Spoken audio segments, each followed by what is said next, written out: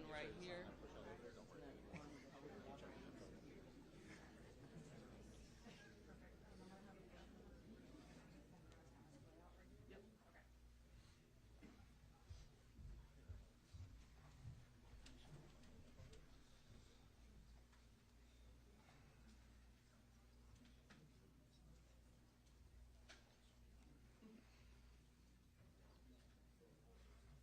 Good thing I'm not wanted for anything. I'd be in the wrong place. You are correct. Slide, slide, slide. We got a huge bunch at the end. Slide, slide, slide. There she goes.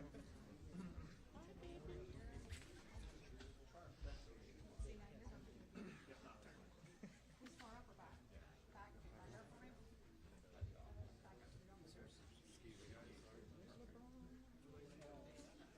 Yeah, they'll, when he gets in, he can turn them around. They're gonna.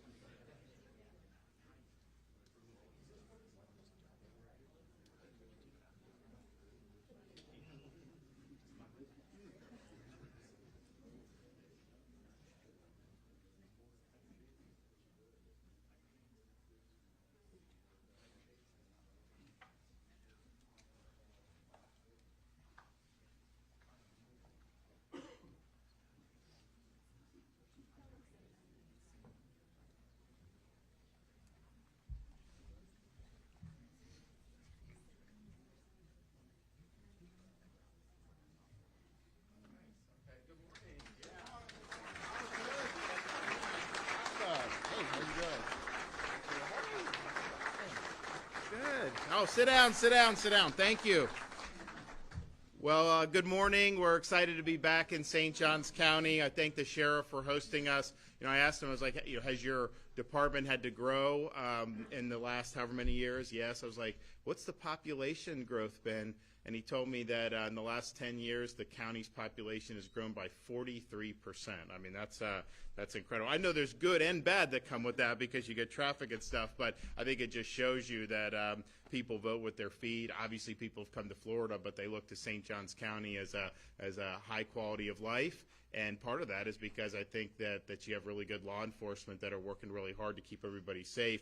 And that's part of the reason why we're here today, to be able to sign a couple really good pieces of legislation. But before we do that, I want to recognize everybody who was with us. We do have our commissioner for the state Florida Department of Law Enforcement, Mark Glass. Of course, we have Sheriff Hardwick for St. Johns County Sheriff's Office. We have Representatives Duggan, Rizzo, Payne, and Leak. All but Rizzo are from this general area. Rizzo's joining us all the way down from Miami, Florida for this, so that's great. And then we're going to hear from Deputy Marquise Davis Welsh, who works here at the St. Johns County Sheriff's Office. We've developed a track record in Florida of supporting law enforcement that is quite simply second to none. We understood how important it is to have safe communities. And the way you do that is to support the people that are putting the uniform on and risking their lives to keep us safe. This became all important that we took that very clear position when 4 or 5 years ago you started to see movements to defund law enforcement. You saw a lot of attacks waged against law enforcement. And you really saw law enforcement be a job that a lot of people in many of these jurisdictions said, hey, this is a thankless thing. They had dedicated their careers to it, and they had enough, and then they've leave. So we saw that as actually an opportunity for the state of Florida, given our posture was much different.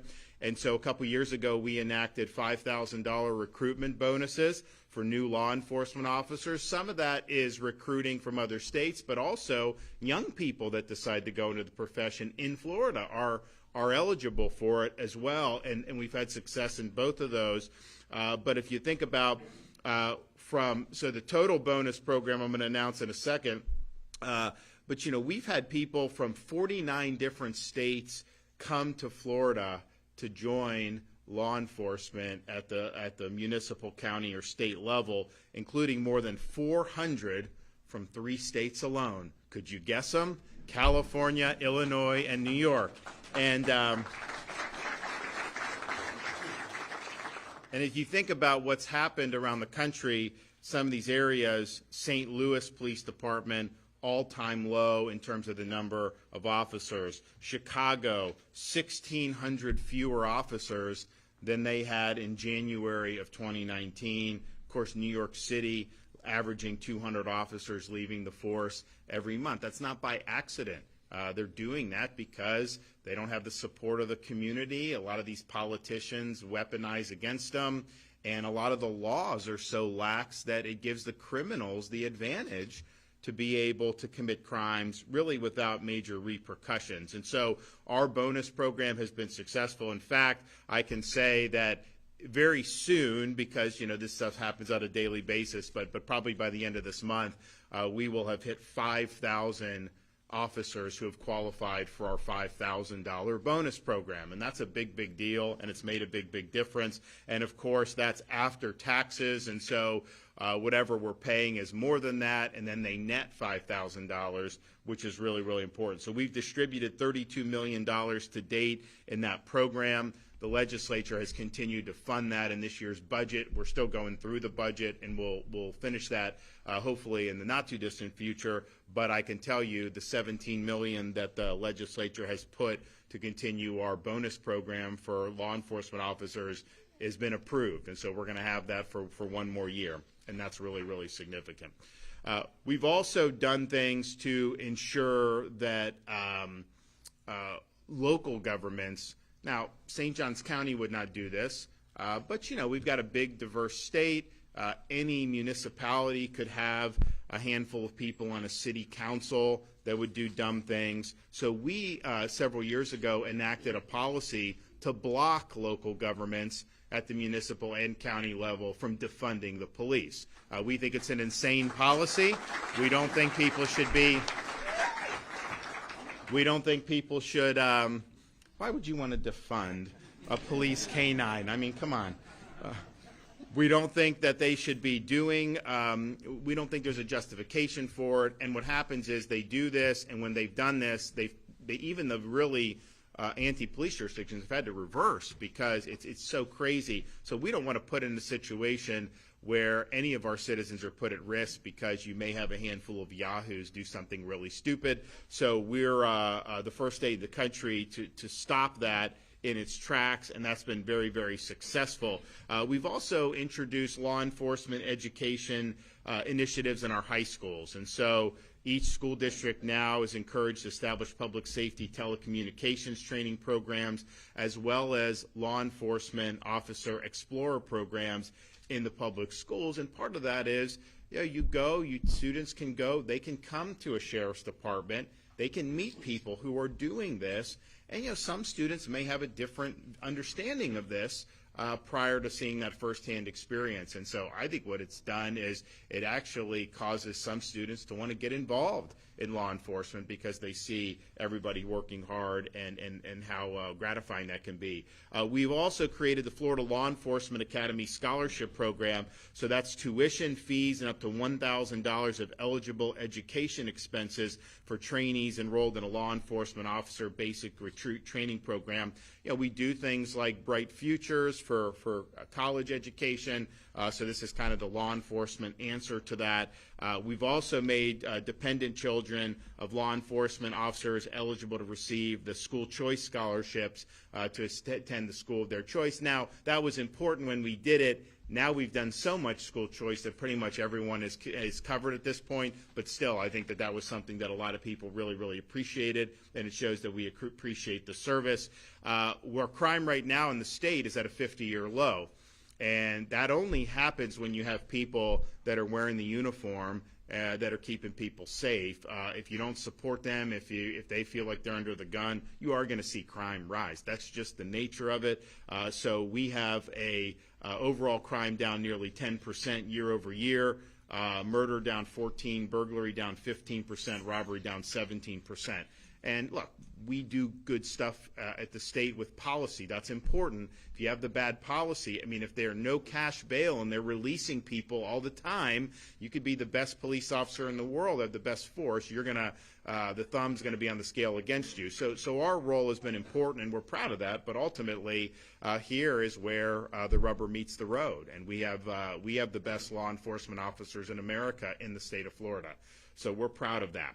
Now, another thing that we did was recognize that our canines are part of ensuring law and order, and we wanted to make sure, and unfortunately, you'll have some of these perpetrators harm police dogs. They will do that. So we signed legislation a couple years ago to make sure that emergency service vehicles like ambulances can also transport injured canines, police canines, to a veterinary clinic to ensure that they get the care that they need. And that can save the lives of some of these canines, just having that. We've also signed legislation increasing penalties on those who harass, injured, or kill a police canine. We view them going after canines as them going after us, and we're going to throw the book at them when they do that.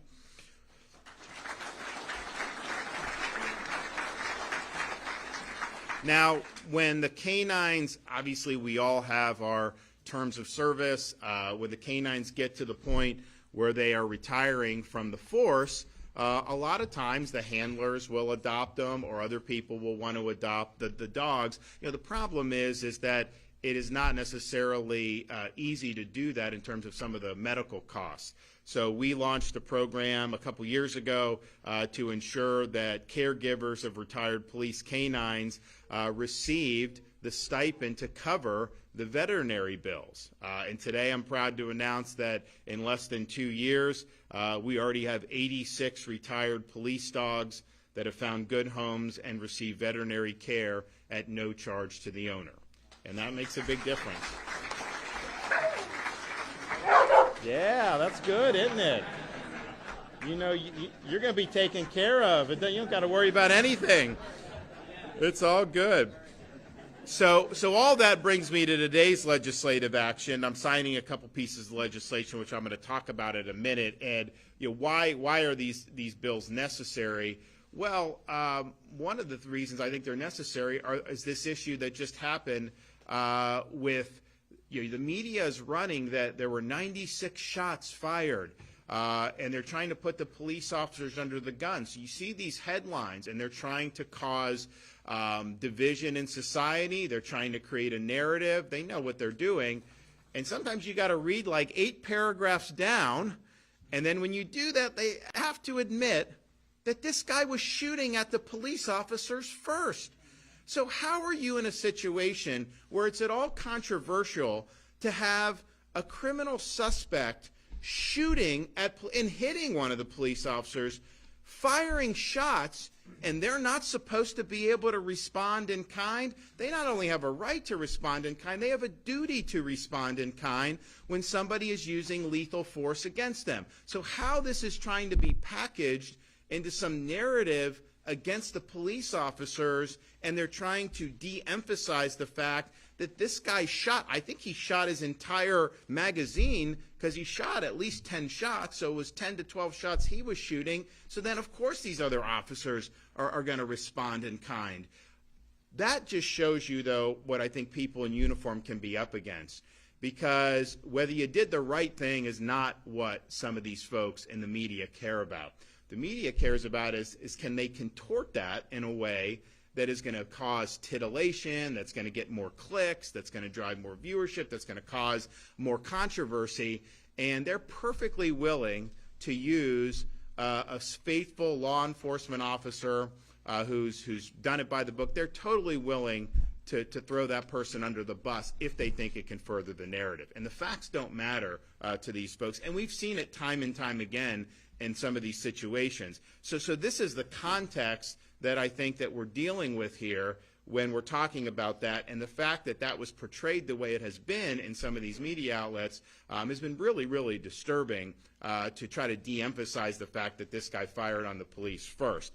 So we're going to do a couple bills that I think provides support for people who are wearing the uniform and recognizes that, we've got some strange currents going on in our society right now that really seek to delegitimize law enforcement and what they're doing. So the first bill, SB 184, is going to prohibit the harassment of a police officer or first responder when they're actively doing their job. You shouldn't be in a situation where you're at a traffic stop, you're responding to a call of someone in distress, and then you have people come trying to interdict or trying to harass you from performing your duty. So if you do that, we view that as a problem, and now you're going to be held accountable. The other bill is HB 601, and what it's going to do is it really puts the kibosh on these extrajudicial investigations against law enforcement. They'll set up these things called citizen review boards, usually in these very tilted politically jurisdictions.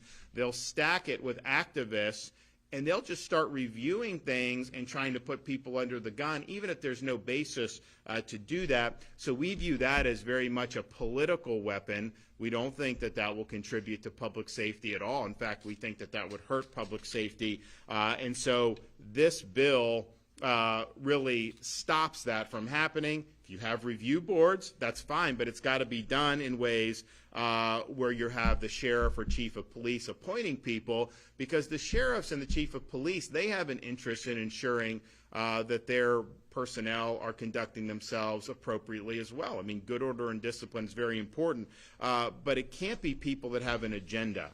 So this bill is going to do that. I think it's going to be something that is going to give more peace of mind to people who are wearing the uniform. And that was the one thing that I hear when people come from some of these jurisdictions and move to Florida, get the bonus, and then they start serving, is they just have the radical difference. Yes, we have lower taxes, the weather, all that stuff, but they felt that the deck was stacked against them, that people wanted them to fail in their former jurisdictions, and they feel that they have a lot of support from the state, from the local government, and from the community here in the state of Florida, and that makes a huge difference. That's my morale is higher in Florida than it is in a lot of these jurisdictions. So we're going to keep it going. I want to thank the members of the legislature who are here today. Also thank those who could not be with us here today who were involved in passing this legislation. I think that if you look at the run we've had over the last several years, I don't think there's anyone that can match what we've done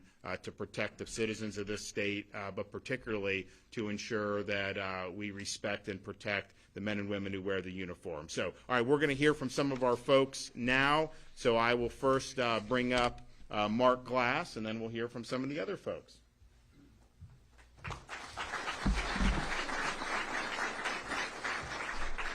Thank you, Governor. I appreciate that. We are so fortunate to live in a state with a governor who champions our first responders. Can I get a...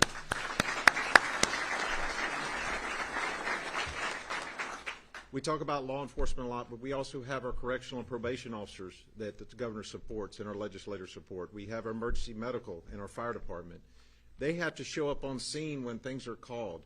A lot of times the fire truck and the emergency medical service gets there before we do.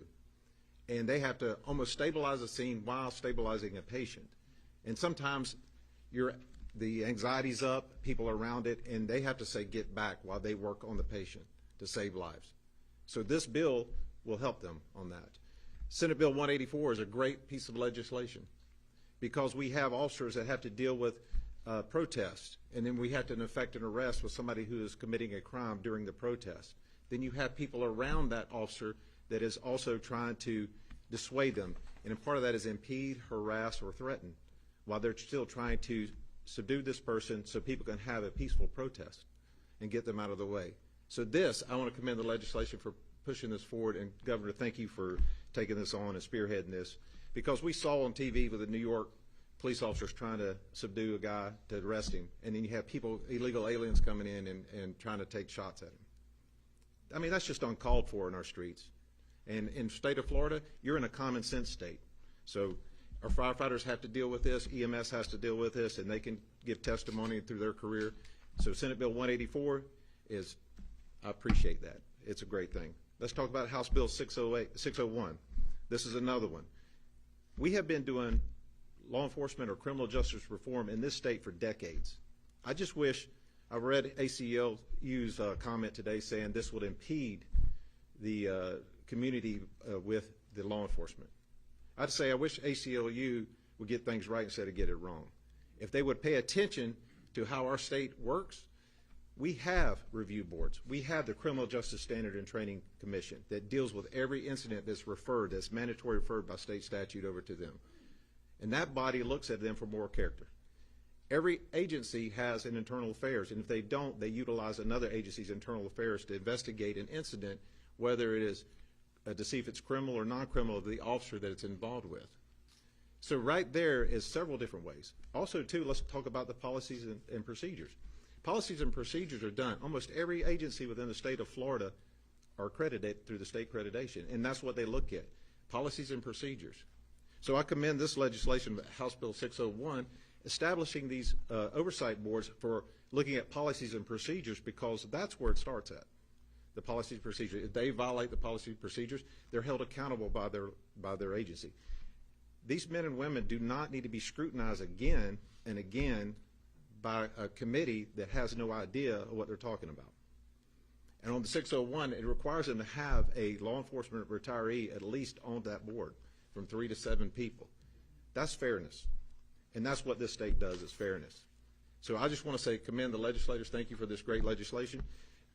Governor, I always tell everybody I have the best job in the world, but I really don't. I wish I was a canine handler, because this is awesome. That is the best job in the world, but I want to thank you for your leadership and having our back always. Thank you, sir.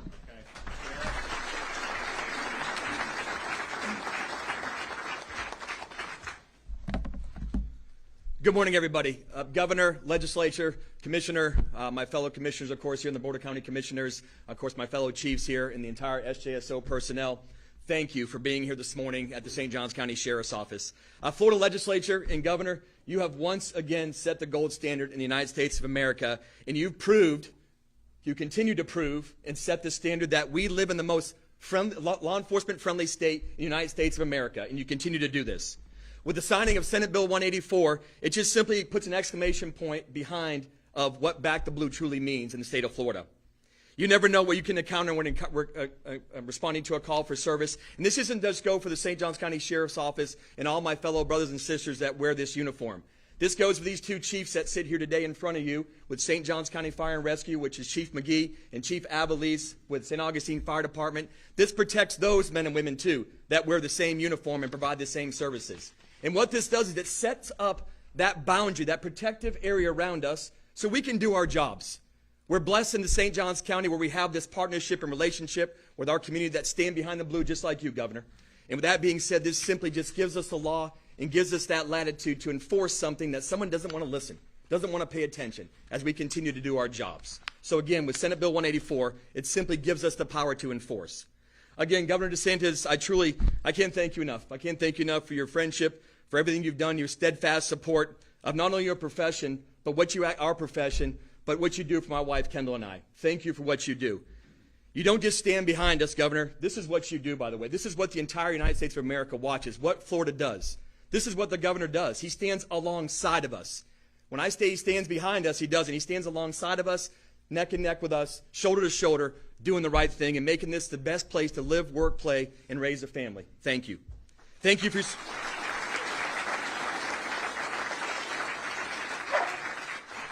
Thank you for your support, Governor, and everything that you do to make this the greatest state in the nation. Thank you, Governor. Okay. Who's next?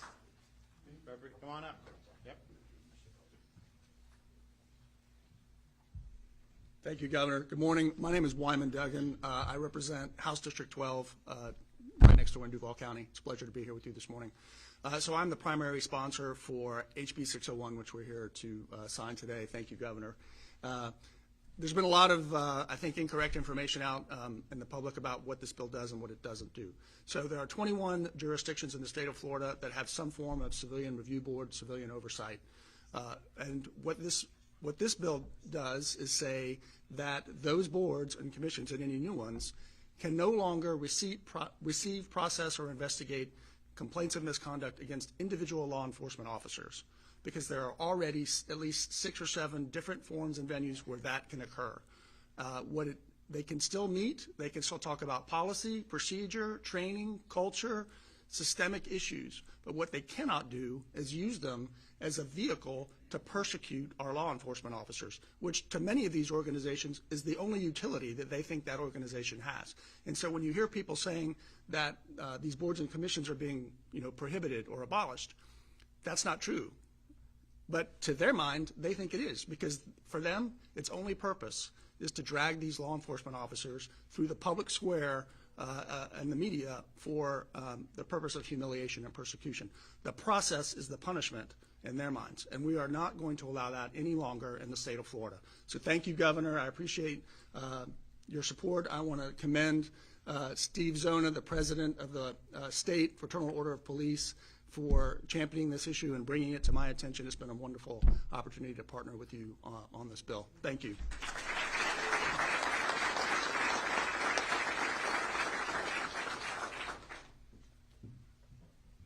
Thank you, Governor.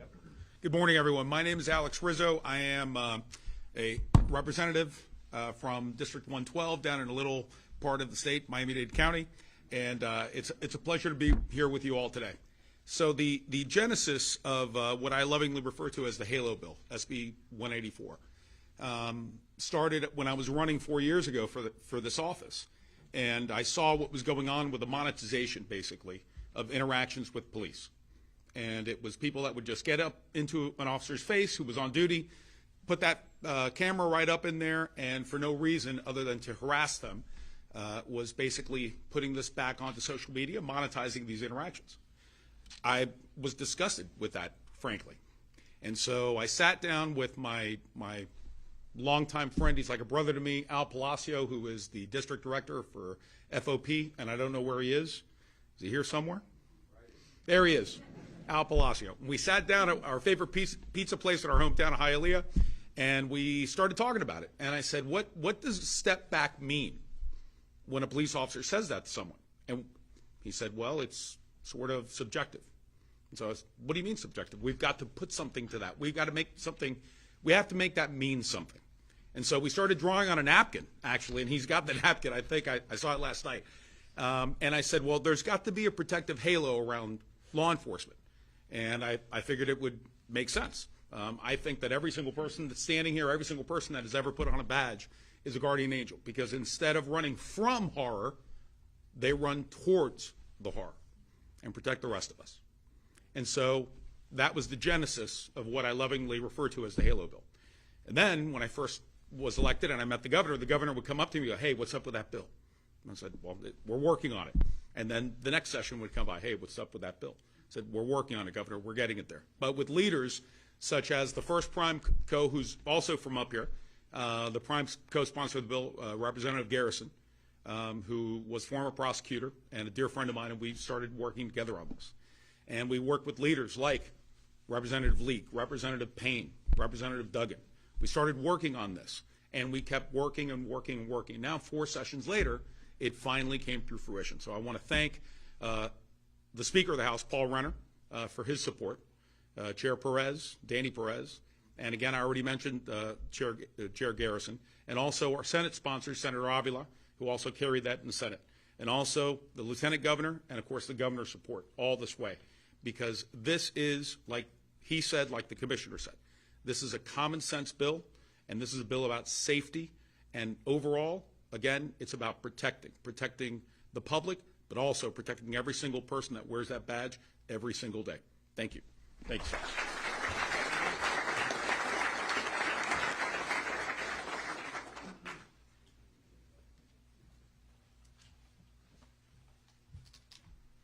Good morning, everybody. So I'm here to talk about the recruiting signing bonus. I was actually one of the ones that was blessed enough to receive that signing bonus. Thank you, Governor DeSantis.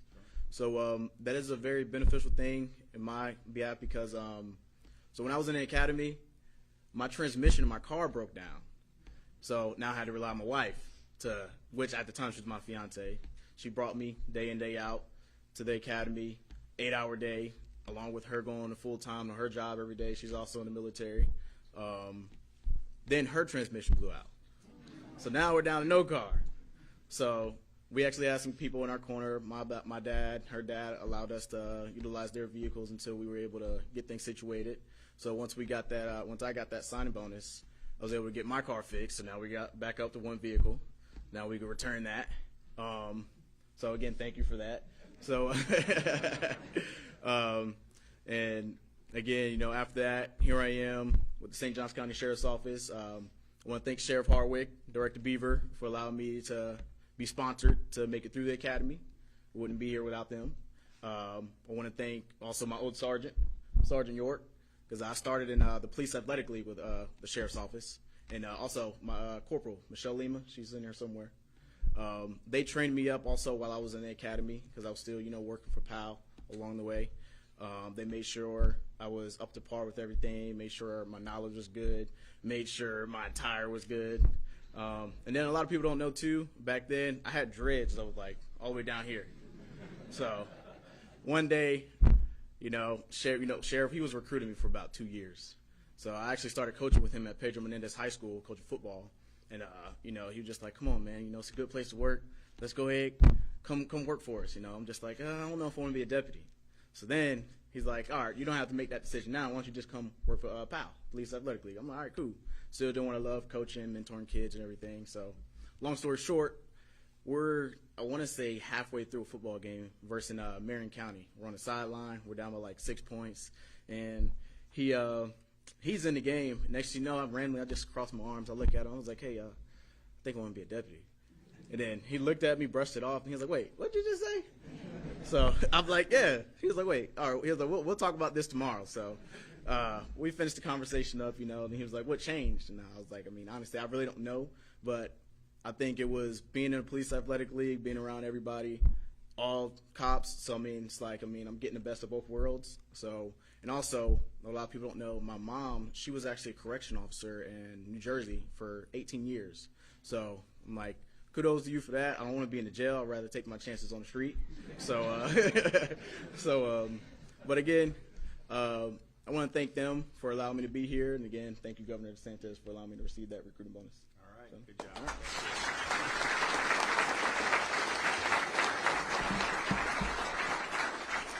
All right, well, we'll have the folks who are going to participate in the bill signing. You can kind of come up and gather around, and we'll do both of these bills. What breed is that? Bloodhound. Yeah, probably got a really good sniffer, I bet. Oh.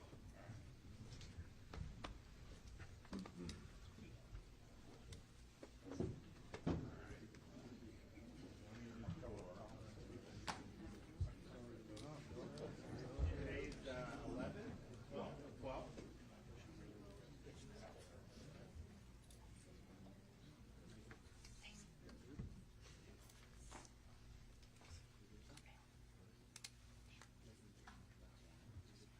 Now this is should be 601.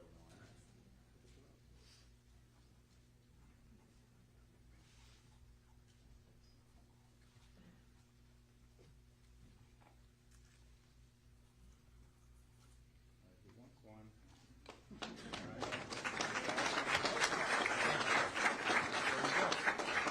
Okay, guys, there it is.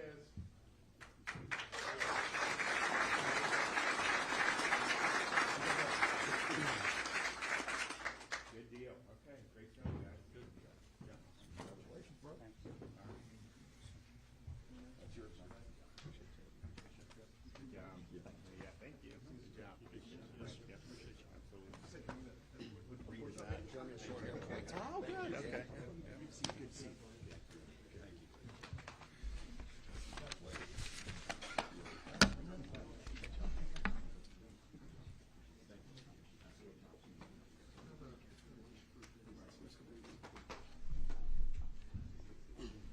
Got that bloodhound behind me, so I would not want to have drugs on me with that thing. I mean, that thing will sniff anything out.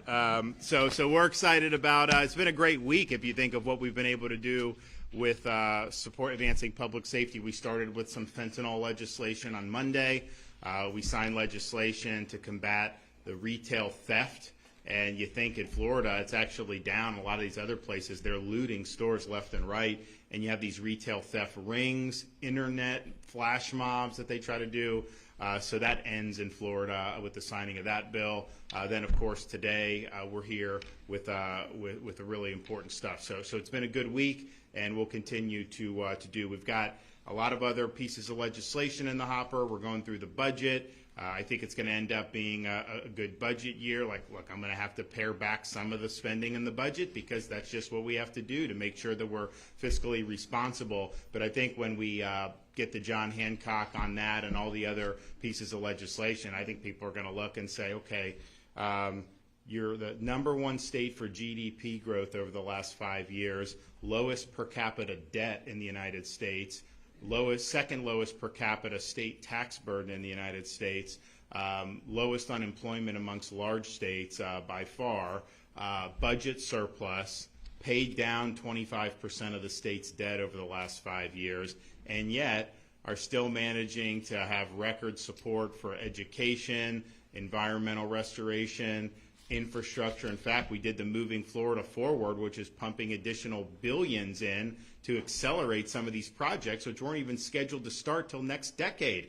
Now they're going to be done 10, 15 years ahead of schedule. So we put that up against anyone. I mean, clearly there's a lot of states that are having a lot of trouble even doing basic things, and we're getting it done. So we're proud of that. Okay, we have any questions? Yes. Governor, the Biden administration yesterday announced a new rule that purports to close the gun show loophole. What kind of impact? There is no gun. This is typical propaganda.